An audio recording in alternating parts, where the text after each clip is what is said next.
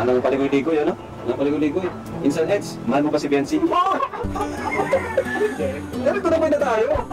Insan, ano ba talaga? Para, ano na? Mahal mo ba tong si Biancy nandito? Agad. Harap natin yan. Hindi na. Hindi ko na mahal yan. Ouch! Ay, EDSI ang revelasyon. Kalingap Rab ng laki ang mata sa sinabi ni Edo at tumigil ang ikot ng mundo. Mga kalingap, sa araw na ito ay muli natin bigyan ng isang maayos na pag-analisa at reaksyon ang pinaka-latest na nangyari sa EDSI. Matatandaan natin kamakailan lang ay merong gusto manggulo sa EDSI dahil sa isang live ni Kalingap Rab ay may nagpakilala na BF daw siya ni Viancy. Nagdulot ito ng seret-saring reaksyon sa bawat isa sa atin. Dahil ayaw natin na masira ang EDSI. Ngunit para maliwanagan ay muling pinuntahan ni Kalingap Rab si Viancy. Kasama ni Kalingap Rab ang pinsan niyang si Edo. Sa pagkakataong ito ay nais ni Kalingap Rab na maging direct to the point siya, walang paligoy-ligoy sa gusto niyang itanong kay Viancy at kay Edo. Hindi akalain ni Kalingap Rab ang kanyang maririnig kay Edo, dahil sandaling tumigil ang ikot ng mundo. Narito ang mixing video clip kung saan nagulat ang lahat sa sinabi ni Edo sa harap ng maraming tao. anong paligoy-ligoy, ano? Anong paligoy-ligoy? Insan Eds, mahal mo ba si Biancy? Ganito na na tayo. Insan, ano ba talaga? Para, ano na?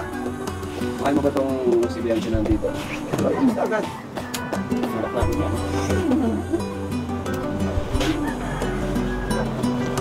Hindi na. Hindi ko na mahal yan. Ouch! Kasi mahal na mahal.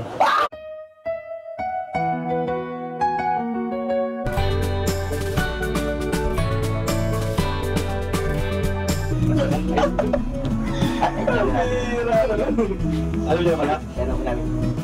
Mahal na pala? Mahal naman. Ang sinabi niyo sinabi niyo? Siguro, alam mo naman siguro dito.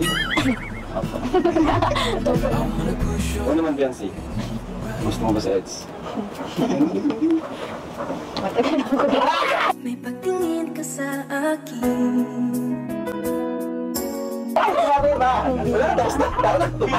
Ano na namin? Tapos na kayo, sabihin tayo. Hindi na lang yung pinaka-namin. Tapos na. Grabe ba yan? Hindi mo nilintay na lang tumoto.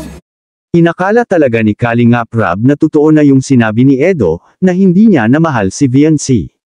Dahil doon sa nangyari na may nagpakilalang BF ni Viancy sa live ni Kalingap Rab. Ngunit yun pala ay kagagawa ng iba na may gustong sirain ng EDSI. Dahil siguro gusto nila si Erica para kay Edo. Ngunit hindi mangyayari yun. Dahil confirm na ang sinabi ni Edo na hindi niya mahal si Viancy kundi mahal na mahal na mahal. At nang si Viancy naman ang tinanong ay matagal na daw siyang may gusto kay Edo, ngunit tinatago niya lang ito bilang pag-respeto, so ngayon, nagkaalaman na. Kunting kembot na lang at makakamit na ni Eds ang matamis na oo ni Viancy kapag umakyat na ito ng seryusong legaw.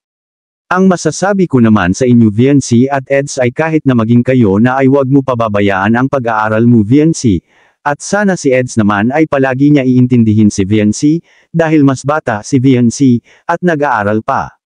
Gawing inspirasyon ang inyong relasyon para maging fruitful. Anong masasabi mo tungkol dito mga kalingap? I-comment mo lang sa baba at ating babasahin isa-isa. Maraming salamat po, to God be the glory.